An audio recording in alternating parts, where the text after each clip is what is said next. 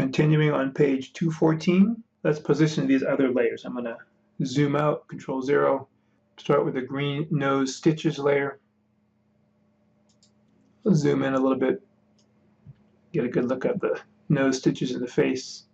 Go to the Move tool, make sure we have the green nose stitches layer selected, and move those green nose stitches kind of there over the nose.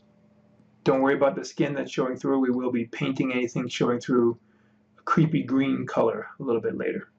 Let's use Free Transform, Control or Command T, and again we'll resize those stitches to fit comfortably on this nose. Enter to accept your transformation. Let's go on to the green neck stitches.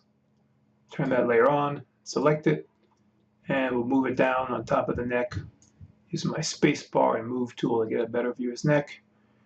Bring it on down here, and again Control T to get my free transform and resize as necessary to make it cover his neck.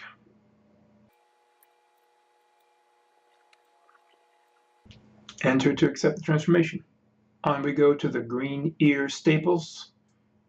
Make that layer visible and select it. Bring these down so they're on top of his right ear, your left. Again, Control T, free transform, resize it so it messes up his ear. Enter to accept. Next, the forehead. Enhance green forehead, visible, selected. Still have my Move tool. Bring it down, Control T, free transform tool, and resize, reposition as necessary.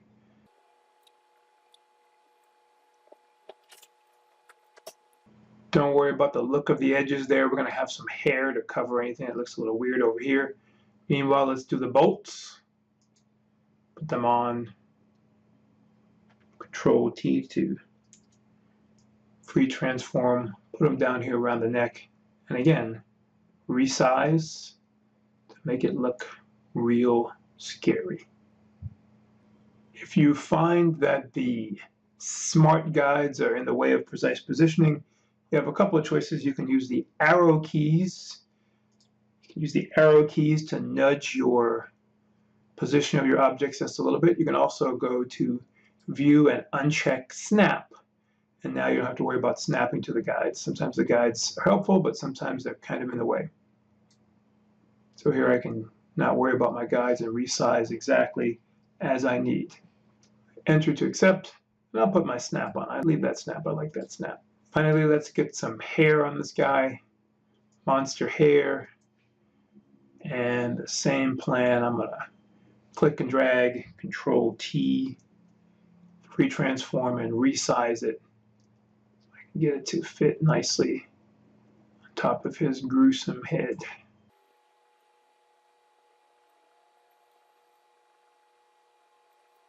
Enter and save. Let's go back and work those eyes a little bit more. Because we made a smart object before we applied the liquefy tool, we can go back and edit that. I'm going to double click on liquefy,